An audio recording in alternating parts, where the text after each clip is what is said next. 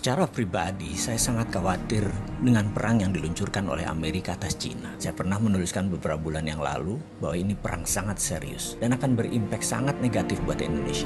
Benar loh, dan menurut saya kita belum melakukan antisipasi apapun. Jangan menganggap saya ini lebay. Tapi apa yang terjadi kalau efek perang dagang ini memukul Amerika? Atau dengan kata lain, Amerika yang kalah. Amerika yang merasa sebagai New World Order mendapat tantangan dari pasukan kuning Cina. Dan kalau Amerika sampai kalah, dunia berubah kutubnya.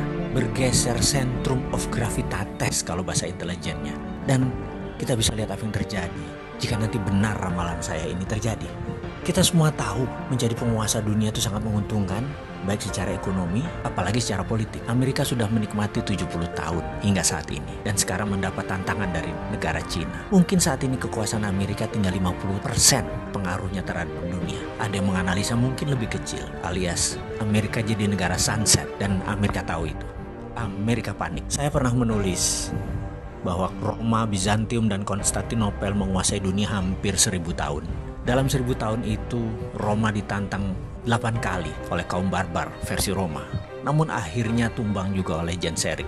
Ini tidak usah saya ceritakan kali ini, tapi saya tulis lengkap di buku hitam. Jangan pernah berkata saya tidak pernah memperingati Anda. Kita balik ke cerita tentang Amerika dan perang dagang dengan Cina.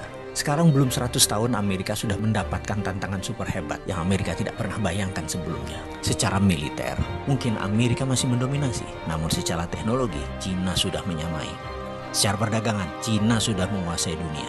Secara logistik dan distribusi, Cina yang menang. Uang, Wall Street, Cina punya sendiri. Cina punya Hudsonian New Economic Model. Kalau sosial media atau informasi, apakah Amerika yang pemenangnya? Mungkin di dunia ya saat ini. Tapi di Cina, Amerika tidak bisa sentuh sama sekali. Coba perhatikan list di bawah ini. Cina punya Baidu, yaitu Google-nya Cina. Cina punya Alibaba, yaitu Amazon-nya Cina. Cina punya Didi Sucing, Uber-nya Cina. Weibo adalah Twitter-nya Cina. Renren adalah Facebook-nya Cina. WeChat adalah WA-nya Cina. Youku adalah YouTube-nya Cina. QQ adalah Gmail-nya Cina. Dia sudah lengkap untuk mengantisipasi semua hal yang Amerika unggul kesannya secara teknologi atau sosial media. Bahkan ketika perang teknologi dilancarkan oleh Trump, setelah 5 kali serang Cina dengan tarif barang Cina dinaikkan 25%. Kemudian Trump melarang Android untuk dipakai Huawei. Apa yang terjadi? Ternyata Huawei sudah punya platform OS sendiri yang bernama Hongmeng OS, sehingga tidak terlalu berpengaruh. Amerika keceleberat di situ. Huawei chipnya ternyata 50% sudah buatan sendiri. Dan 5G tidak pakai platform ZTE yang Amerika punya. Di sisi bisnis, Huawei sudah dipakai sebagai platform operator telekomunikasi di 100 negara di dunia ini yang membuat Huawei tetap beroperasi sebagai penyedia alat telekomunikasi dunia. Bayangkan ketika 100 negara tersebut memakai 5G tahun depan ya, apa yang terjadi dengan Amerika? Amerika bisa hilang. Amerika bisa menjadi negara mediocre. Dan itu dimulai tahun depan, tahun 2020.